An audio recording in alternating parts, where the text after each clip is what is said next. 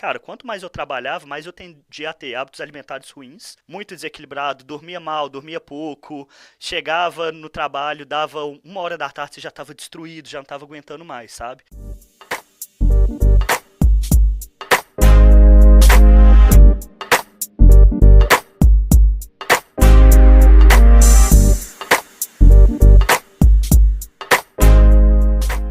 Fala galera, sejam bem-vindos ao Hungry and Foolish, seu podcast sobre desenvolvimento pessoal, sem baboseira, sem mimimi, trazendo conteúdo sobre desenvolvimento pessoal, profissional, de forma bem prática e objetiva. Aqui é o Gabriel, seu host. E aqui é o Matheus, eu também sou host do podcast e hoje estamos no nosso segundo episódio de entrevista. Tô aqui com o Lucas Santiago. O Lucas é um cara que começou a vida adulta dele cursando engenharia de controle de automação no UFMG. Então, um engenheiro aí de formação. O cara ficou anos estudando, conheceu o empreendedorismo, né, como muita gente conhece na faculdade, e encontrou ali uma paixão. Começou a estudar um pouco mais, ficou mais próximo do ecossistema mesmo, até que em 2015 ele contou uma oportunidade ali que pouca gente tem, poucos jovens têm, que é basicamente você entrar numa empresa que está em alto potencial de crescimento, mas está logo no começo. Imagina como é ser o funcionário 15 do Facebook, por exemplo, de uma empresa muito grande assim. O Lucas teve essa oportunidade. Então, ele entrou nessa empresa que chama Outbound Marketing. Então, se você que está ouvindo, que conhece de vendas, marketing e viu esse crescimento ali do Outbound durante os anos, saiba que o Lucas foi o responsável. Então, a empresa foi crescendo, o Lucas foi de estagiário, gerente de vendas, passou para a área de consultoria, passou para a área de head de vendas, enfim, continuou nessa carreira meteórica ali em pouquíssimo tempo, passando por várias áreas diferentes, até que chegou no momento ali que é difícil a gente imaginar que uma pessoa que está numa carreira assim, tão ascendente, consegue chegar, que é um esgotamento total. Então, chegou no momento que, estava trabalhando 12 horas, 14 horas por dia, uma rotina desgastante, enfim, acabava gerando hábitos ali pouco saudáveis e tudo, e que acaba gerando aquela reflexão também, tem alguma coisa errada. Se eu estou trabalhando tanto assim, desgastando tanto, não tá legal assim a minha rotina. Então, foi aí que o Lucas parou. Começou a refletir, olhar para os 3 anos ali que se passaram nessa jornada e viu que ele tinha gastado pouco tempo mesmo em si mesmo. Foi muito um período ali 100% para trabalho, mas pouco um período, enfim, para realmente refletir sobre si, entender o que quer fazer de fato e decidir os próximos passos. Então, hoje a gente trouxe o Lucas aqui principalmente para contar um pouco dessa trajetória e compartilhar um pouco de como é estar nesse momento mesmo, de esgotamento total e como sair dele. Porque é um momento que muita gente tem muita gente que inclusive não sabe, então vai ter muitas dicas úteis ali para os nossos convidados, nossos ouvintes, aliás. Então é isso, Lucas, seja bem-vindo ao Hungry Foolish. Pessoal, eu que agradeço muito pelo convite, fazer parte disso daí, contar um pouco da minha trajetória, pegar um pouco também no caso de quem que tá passando por isso, quem que tá sofrendo por essa situação, mas de saber exatamente um pouco de algumas passos bem acionáveis assim que a gente pode conseguir resolver e lidar com isso, sabe? Até para ter um pouco mais de consciência. Eu agradeço demais vocês dois pelo convite. Fantástico, cara. É sempre bom ter profissionais incríveis de diversas áreas diferentes aqui, enfim, pra gente poder conhecer mesmo essas histórias. Então, até para começar, naquele mesmo modelo que a gente está fazendo sempre nas entrevistas aqui, de entender perguntas mais específicas, coisas que normalmente não são perguntadas e tal, que é exatamente onde a gente consegue gerar o máximo de valor, já vou partir aqui para a primeira pergunta, que é voltar mesmo, pensar você lá em 2015, quando você viu essa oportunidade de trabalhar na Outbound Marketing. Você já imaginava, cara, onde que essa jornada ia dar, assim, como que você viu aquilo? Era só mais um estágio qualquer? Matheus, não mesmo, cara, eu não imaginava naquela época o quão difícil, quão recompensador também seria ter passado esses 3 anos dentro da UTB, sabe? Disso daí que você falou, de pegar Outbound que ninguém falava na época, junto com o pessoal que fazia parte do time, e conseguir fazer aquilo ali acontecer e ser uma referência hoje dentro do mercado brasileiro. O que eu vi na época é que exatamente, eu não imaginava, mas eu tinha um alinhamento muito grande com o momento da empresa que estava passando, e também no segundo momento do que era requisitado de mim, não só como estagiário, mas como um profissional escolhendo estar dentro do mercado de marketing e vendas. Eu posso pegar um pouco assim para você contou um pouco lá atrás que eu tive envolvimento com empreendedorismo, sempre foi algo que eu gostei muito. Um pouco do meu aprendizado foi, eu não sei se você já ouviu aqueles 3 posicionamentos, que é do hacker, o hustler e o hipster. Sim, sim. Cara, o hacker, minha experiência em controle e automação, que eu acho que é uma coisa que vale a pena a gente falar no decorrer aqui do podcast, se a gente tiver oportunidade, era algo que eu não tinha alinhamento nenhum. Eu não queria trabalhar com programação. Controle e automação mostrou para mim que isso não mesmo é algo que eu tô interessado. O hipster, apesar de você ter um contato de, poxa, de gostar de coisas bem feitas, com uma entrega legal, com uma qualidade superior, naquela época que o Steve Jobs era uma referência de pessoa que estava gerando produtos com uma qualidade superior, também não era algo que eu tinha alinhamento nenhum. Mas eu sabia que a UTB estava procurando uma coisa que para mim era tudo que eu queria entregar pelos próximos 3 anos, que era aprender do ponto de vista cognitivo, do ponto de vista de conhecimento técnico de marketing e vendas, que era ser exatamente um hustler, que era algo que estava arraigado na cultura da própria organização. Então, um pouco do que eu peguei, assim, foi, na época que eu comecei a participar do processo seletivo, assim, eu já estava tendo contato com o blog na época, eu já lia sobre o blog, muito porque eu estava naquela pegada de, poxa, eu quero empreender, mas tecnicamente eu não tenho capacidade nenhuma. Então, o primeiro passo é um desafio cognitivo, e eu vi no blog da UTB, poxa, qualquer pessoa que precisa entender mais sobre marketing e vendas, esses caras aqui estão produzindo um conteúdo sensacional. E eu comecei a ver, assim, poxa, o que esses caras estão procurando exatamente nessa vaga? Então, eu procurei um pouco de... Eu me vejo dentro dessa organização, eu tenho um alinhamento, eu tinha total. Poxa, os caras estão procurando pessoas hustlers, pessoas que querem fazer acontecer. Aprendizado constante é uma das coisas que eu sempre levei para a vida. Eu acho que ser um lifelong learner é uma das coisas mais importantes que tem para todo profissional, independente da área. E também eu sabia que execução rápida e execução de qualidade era algo que os caras prezavam muito, fazer acontecer. Entendeu? Entendi. Então... esse foi um pouco, assim, desse início dessa jornada, sabe? Não tinha muito alinhamento, mas eu comecei a pegar outras coisas. Tipo assim, poxa, até os 30 anos, eu tava com 25 naquela época, 25, 26 anos. Eu sabia que a coisa que eu precisava executar dentre 20 até os 30 anos era aprender alguma coisa com nível de profundidade muito grande. É claro, você não para de aprender depois que você passa para os 30, vai para os 40 e assim por diante. É uma habilidade que você tem que levar para o decorrer de toda a vida. Eu não sei se vocês conhecem o Ryan Holiday, que é um cara que fala sobre estoicismo e assim por diante. Ele pega que um dos pontos para você chegar até 30 anos sem dever nada, posso até procurar depois um conteúdo, se quiser colocar aí para o pessoal que quiser aprofundar nisso, é exatamente isso, cara. Você não pode deixar aprendizado na mesa até se bater seus 30 anos, sabe? Você tem que aprender, você tem que entregar e você tem que... realmente se dedicar a alguma coisa. Eu pensei em vendas na hora que eu virei e fiz, cara, vendas é uma base pra tudo, qualquer coisa, a partir daí de ser relacionamento. Cara, você vai ser entrevistado? Cara, você tem que saber se vender bem. Cara, é durante um relacionamento, é claro, você não tem que vender o tempo todo, mas você tem que saber se posicionar quanto a algumas coisas que você acha válido e mostrar o ponto de vista do ponto de vista de uma maneira persuasiva, né? Sim. E o último ponto também, que eu tava super cansado da faculdade, cara. Não queria mais, já sabia que não era isso, e foi uma decisão extremamente difícil na época, mas era o que tinha que ser feito. Entendi, cara. Até essa é muito questão do empreendedorismo mesmo que gera tudo isso, né? Porque, pô, pra você abrir uma empresa, você precisa saber de vendas, né? Enfim, saber de marketing, outras habilidades. E, ao mesmo tempo, você precisa ser especialista em alguma coisa. Então, foi meio... eu não quero ser desenvolvedor, eu preciso ser especialista em alguma coisa, vendas é essencial para abrir uma empresa. Então, vamos lá. E, Matheus, foi exatamente naquela época que o pessoal usava o termo, cara, você foi picado pelo mosquito do empreendedorismo, sabe? Sim. Fiquei extremamente apaixonado de, cara, academicamente, eu olhava para a faculdade e falei, cara, não tem nada aqui que me interessa. Eu não vejo eu me aprofundando nisso aqui. Não é que, cara, você é um vagabundo, largar a faculdade, fazer festa e assim por diante. Aproveitei, mas eu sabia, cara, eu tenho que fazer alguma coisa de valor com a minha vida. O que é exatamente? E principalmente, como que o jogo é jogado? O que é importante, do ponto de vista de carreira, a gente fazer para realmente conseguir ter sucesso, ser bem sucedido, que é algo que eu acho que todo mundo está procurando, está escutando um podcast como o de vocês, né? Inclusive, tem um momento dessa jornada que você decidiu realmente abandonar, né, a faculdade. Sim, isso é verdade. Porque, assim, querendo ou não, é uma coisa que é difícil você aceitar na sociedade, que você pode abandonar, porque você ainda acha que você precisa e tal. E você estava meio que nos últimos anos, quase formando ali. Exatamente, eu estava no 6º período, no caso. Faltava ainda 2 anos. Entendi. Tinha muito que correr ainda, mas estava muito bem decidido. Falei assim, cara, não é isso mesmo. E eu comecei muito com experimentação.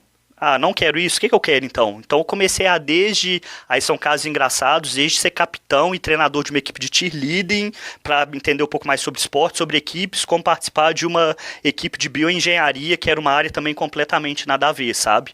Mas tudo pegando aquilo, poxa, eu gosto pela inovação, gosto por algo que é novo, gosto por algo que realmente vai entregar um valor legal para a sociedade, sabe? Cara, interessante pra caramba essa pegada. Esse meio que você foi procurando essas outras coisas pra fazer, pra aprender, foi dentro da faculdade ou você teve que correr por outros meios, outros campos? Inicialmente foi dentro da faculdade. Eu acho que não foi tudo, Mas, por exemplo, boa parte das competições que eu participei, eu comecei a me envolver muito com a comunidade, de SPV, de um pouco mais de evento de empreendedorismo, Startup Weekend, ler materiais do exterior, beber da fonte norte-americana, que hoje é quem mais direciona nesse sentido, mas também teve muita oportunidade dentro da própria faculdade, sabe? Dentro da própria UFMG, na época. Que, poxa, o time de bioengenharia era dentro da UFMG. A oportunidade que teve de ir na França era um projeto que não teve nenhum apoio de ninguém da graduação, professor, FAPEMIG e assim por diante, porém era um projeto para pessoas que estavam graduando na época. Mas foi um mix entre as duas áreas, assim. O que eu não bebi academicamente da UFMG, eu bebi do ponto de vista de outras oportunidades, que eu acho que legal. foi essa busca. Cara, e ainda nesse gancho sobre o que você teve que aprender, buscar outras disciplinas, etc. Você entrou na UTB como estagiário, cresceu para vendedor, gerente, head não sei o que, head, sócio, em pouco tempo. Então, e de uma área do mercado que foi desenvolvendo. Como é que foi buscar esse tipo de conhecimento para mudar de métier, né? Pegando aí a palavra francesa, já que você deu a deixa, para conseguir executar e performar como você performou. Como é que foi essa busca por conhecimento? Cara, eu acho que quando você tem uma cultura onde aprendizado é o mais importante, isso é algo até natural, assim. Como todo mundo é esperado que todo mundo esteja aprendendo e se desenvolvendo da maneira mais rápida possível, o tempo inteiro você está consumindo conteúdo. E você acaba vendo, cara, o que é importante para a gente conseguir levar a organização para o próximo nível? Quais são os níveis de habilidade que a gente tem que desenvolver aqui internamente para conseguir entregar aquilo ali? Então você acaba não parando de aprender, sabe?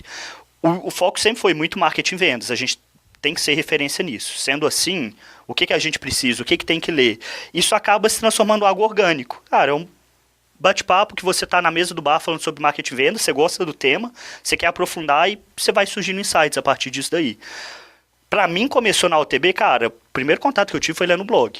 Li o blog, li os primeiros textos antes de ser contratado, antes de entrar como estagiário. Eu já fui processo seletivo, tendo lido, sei lá, de 90 textos do blog, eu acho que do dia faltavam dois conteúdos que saíram no dia, exatamente, da minha entrevista final. E nessa situação, cara, tem um alinhamento direto, então se torna muito fácil, sabe? Mas aí você está falando da cultura da empresa te motivar a esse aprendizado, mas você também falou no processo seletivo, antes você já estava com essa sede de conhecimento. Sim. Então, como é que você acha que você desenvolveu essa habilidade de constantemente estar buscando esse aprendizado? Foi uma coisa inata do Lucas ou é uma coisa que foi levando o pau em processo seletivo e buscando, não achando o que você queria na faculdade? Como é que foi isso?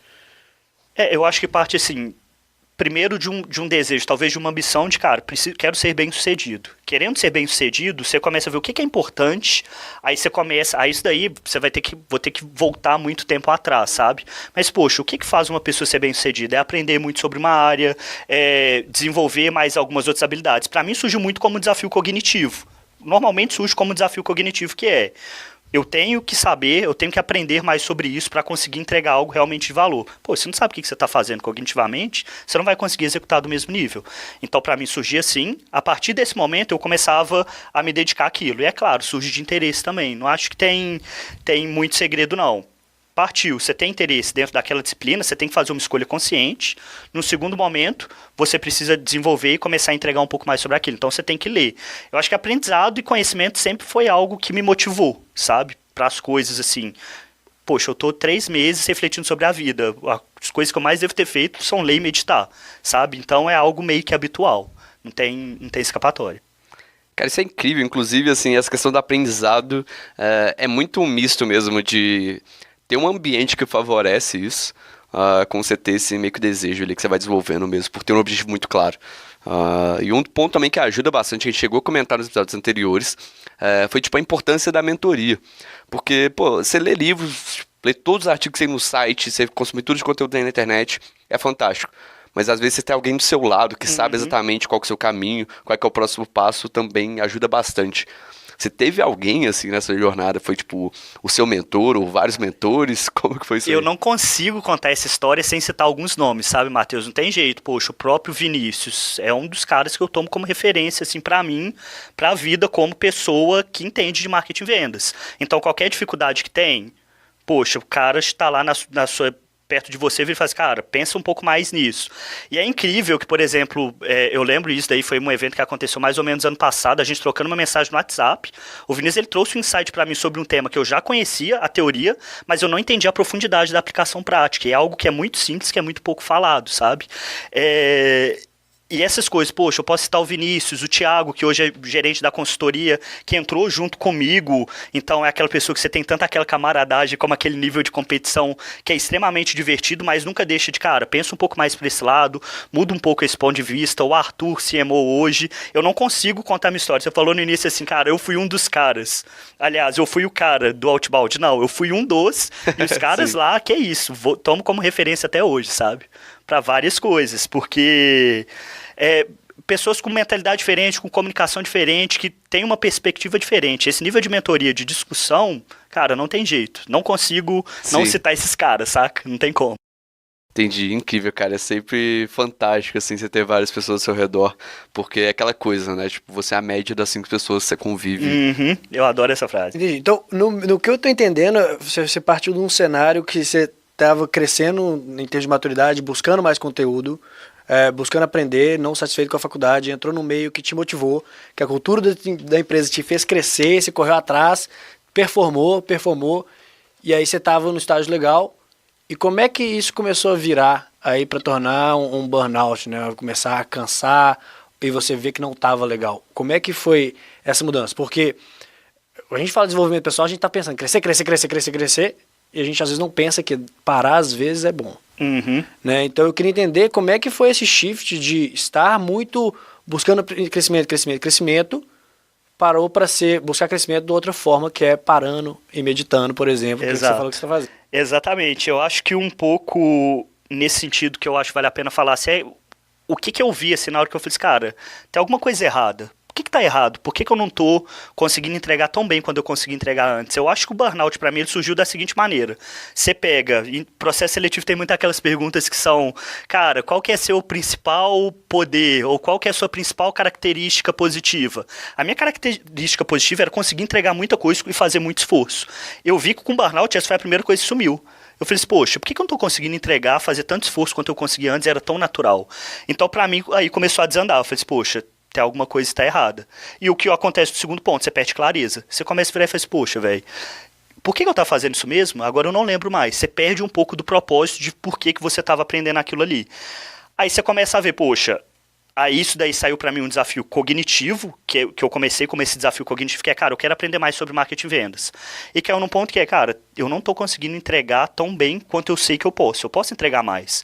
E que foi um pouco mais de questão de inteligência emocional, que eu acho que é um próximo desafio que eu acho que eu tenho pensado em dedicar um pouco mais. Que vai ser tema, inclusive, para os próximos episódios aí.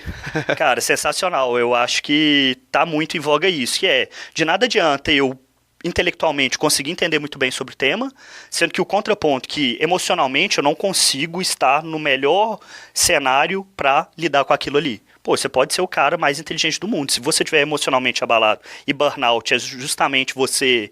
Burnout, estresse, é justamente você pegar seus sentimentos e jogar ele dentro de uma caixinha e trancar, de nada adianta. Você não vai ser o cara de performance máxima, nunca.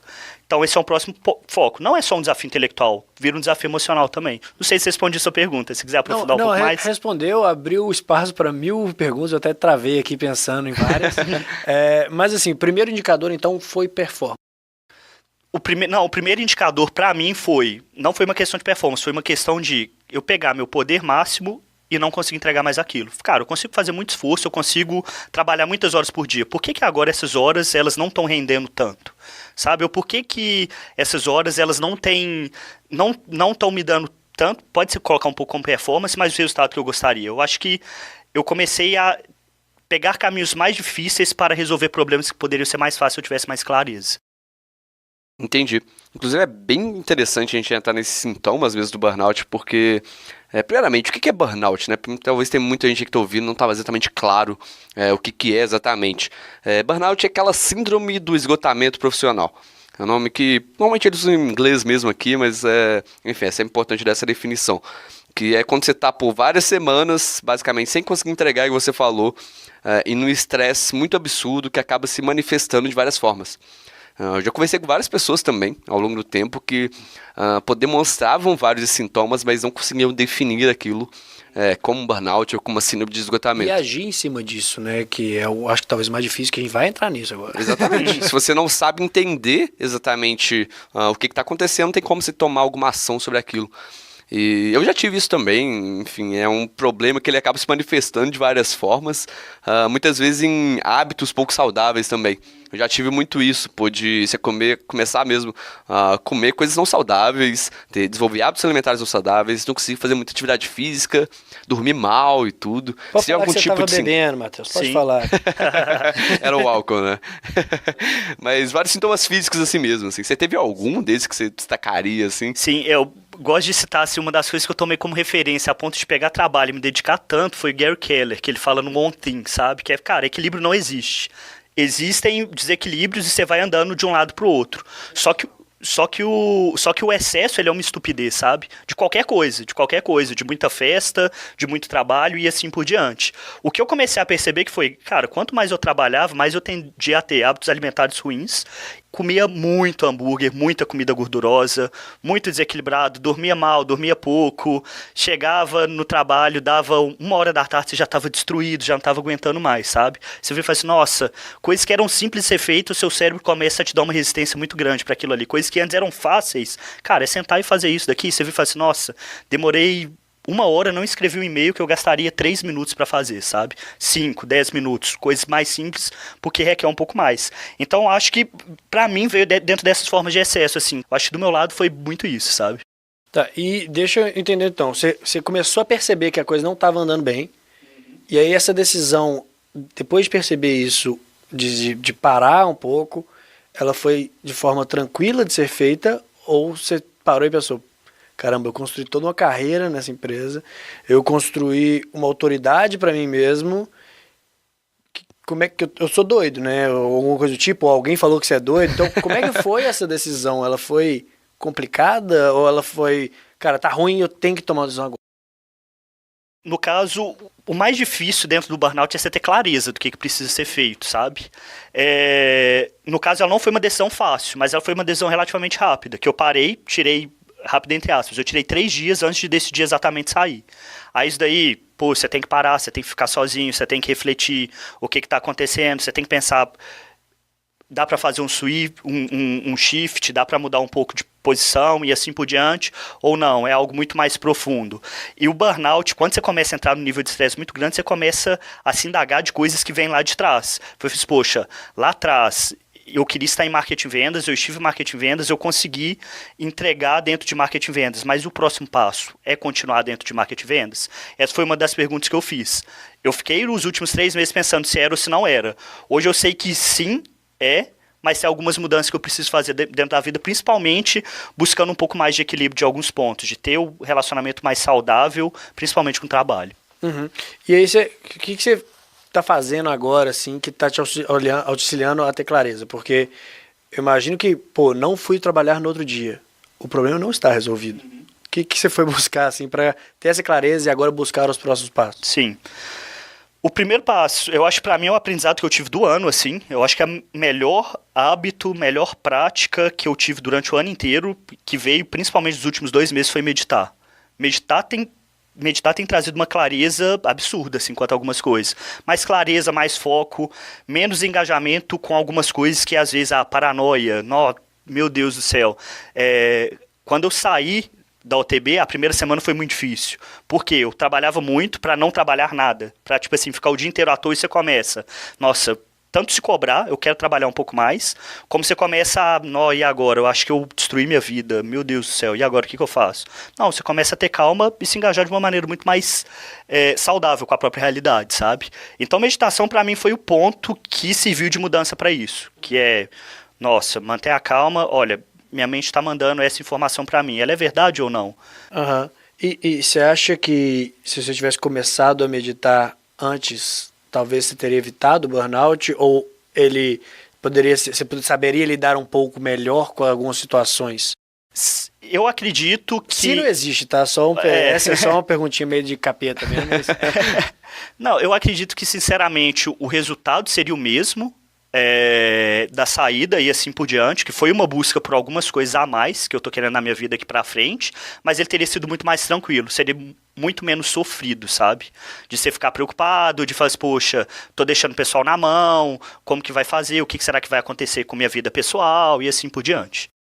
É legal, cara. Pô, meditação é realmente um hábito incrível, assim. É uma coisa que eu tentei desenvolver por muito tempo, acabo não conseguindo manter muito frequente, mas estou sempre tentando voltar. Porque cai exatamente naquele ponto que você falou que o burnout atrapalha, clareza. Meditação te traz clareza, né? Esses pensamentos que, enfim, quando você tá nessa situação, acabam surgindo várias coisas negativas que não necessariamente são úteis. Então, assim, no geral, agora que você está nesse momento de decidir os próximos passos, pô, o que eu vou fazer, o que eu vou dedicar minha vida e tal, além da própria meditação, o que você vai fazer exatamente, por exemplo, o que você acha que, enfim, pode ser feito para evitar uma situação como essa no próximo trabalho? Porque, de certa forma, você tem que evitar, mas ao mesmo tempo, é igual você falou mais cedo, né, no livro The One Thing, que é não existe equilíbrio. Você não pode tornar a coisa excessiva. Então, como que você pensa em, enfim, se policiar para evitar que a situação aconteça? Isso é uma pergunta muito difícil, assim, mas é de você pensar. Qualquer pessoa que ela tá buscando alta performance, ela vai querer dar duro para fazer aquilo ali acontecer. E alta performance do trabalho, você tem que se entregar. Mas eu acho que é se entregar de, por exemplo, olha, tem um dia da semana, eu posso ficar até mais tarde dentro do trabalho, porque eu quero entregar bem, eu quero aprender, eu quero desenvolver dentro daquilo ali. Mas não significa que as suas quartas-feiras, pode ser a quarta-feira de ir um pouco mais cedo para o trabalho e meditar um pouco dentro de algum lugar e assim por diante. Ou se não, poxa, segunda-feira, deixa eu cuidar um pouco do corpo na segunda à noite e fazer uma luta, por exemplo. Eu acho que é assim que você cria algumas coisas que te forçam a não estar ali, sabe? Mas você vai trabalhar do mesmo jeito, você vai se dedicar do mesmo jeito, só que você vai colocar esses pequenos gatilhos aí. Eu acho que outro ponto acaba sendo maturidade. É natural que ao você passar por essas situações, você entenda, poxa, agora eu tô caindo nisso. O burnout é aquilo que você falou, às vezes a pessoa não entende que ela tá dentro daquilo. A partir do momento que ela entender a primeira vez, poxa, ela aprende. Normalmente eu tô caindo nisso. Se eu tô muito pra esse lado, deixa eu entender um pouco mais pro lado mais saudável aqui agora. E assim por diante. Mas parte tudo de clareza. Seu cérebro pode ser seu melhor amigo e seu melhor inimigo. Ou ele vai te ajudar a mostrar pra você qual que é o caminho, ou ele vai pegar e vai te colocar no caminho destrutivo, sabe? E, cara, isso daí é a base de meditação. Eu acho que o outro ponto é, burnout é não lidar direito, principalmente com as emoções. Não conseguir reconhecer aquilo ali. Então não é só um desafio cognitivo. É um desafio de, por exemplo, cara, vamos falar sobre inteligência emocional, vamos falar como que é o impacto disso dentro do trabalho, que é algo que o próprio Daniel Goleman tem trago um pouco mais sobre isso, que é, cara, como que você trabalha, por que a inteligência emocional é importante para você ter uma alta performance. Cara, se a gente tá falando de performance, de ser um bom profissional e assim por diante, cara, esse tema ele tem que estar em voga, sabe? A gente tem que virar, a gente tem que falar sobre isso, não tem jeito. Não, legal. A gente tá chegando agora pros 27 minutos do nosso episódio, eu queria começar a arrematar algumas perguntas, não sei se você tem mais, Matheus, mas eu queria entender, assim, depois que passou isso, você tá com mais clareza agora, como é que você vê o futuro, assim, quais são os próximos passos ou os maiores desafios que você tem para enfrentar aí agora? Cara, eu acredito que de inteligência emocional é um desafio que eu olho no master plan, assim, poxa, se eu queria lá atrás empreender, eu aprofundei dentro de uma área, só que aconteceu um ponto que inteligência emocional impacta muito dentro da minha performance, talvez esse seja um dos temas que eu tenho que trabalhar. Acredito que ele é um dos temas que eu tenho que trabalhar, mas é claro, vai depender do seu alinhamento interno. Cara, eu quero isso mesmo? Eu quero fazer isso acontecer? Ou se não, quais são as outras disciplinas que eu também tenho interesse em aprofundar? Eu acho que eu estou no momento muito de deixar... eu comecei como profissional generalista, eu acho que eu tenho que aprofundar mais dentro dos temas. E marketing e vendas é um tema que eu sei o valor que tinha lá atrás para executar, mas eu consegui andar naquela primeira rodada que é você passar por aquela sensação de, cara, eu sei tudo sobre marketing e vendas, e cair no nível que, poxa, eu não sei tudo sobre marketing e vendas, então eu preciso aprender mais. Não significa que eu não sei nada sobre esse tema, mas significa que tem mais espaço para aprofundar, e isso surge uma humildade que é muito interessante, que é de você deixar de ser, nossa, eu sou o fodão, eu sou o pica das galáxias nesse tema. Pessoal, desculpa se eu tô falando palavrão, algo do tipo aqui. Nosso ouvinte tem que saber escutar. Tá, tranquilo. Mas para você chegar numa situação onde, poxa, deixa eu aprofundar um pouco mais nisso, sabe? De deixar de ser simplesmente generalista para ser uma pessoa um pouco mais profunda e mais a fundo dentro de um tema. Eu acho que é algo válido. É amor à arte, assim, sabe? Se entregar para aquilo. Cara, é incrível. Inclusive, pra quem quiser acompanhar seus próximos passos aí, enfim, ver o que você vai fazer, que projeto que pode surgir aí no futuro, o que você indicaria pro pessoal te seguir nas redes sociais, tu se ativa em algum lugar? Cara, eu sempre vou deixar assim, cara, segue a UTB. Pra mim foi uma puta referência de aprendizado profissional dentro de marketing e vendas e assim por diante. Cara, eu tô no Facebook, Lucas Santiago, no LinkedIn também. Você entrando pelas páginas da UTB, com certeza você me encontra, se quiser discutir. Tá aberto e, cara, eu acho que é isso. Não acho que tem muito segredo, não. Fantástico. Todos esses links aí, inclusive, junto com os livros Daniel Goleman, Gary Keller, vai estar tudo lá na descrição.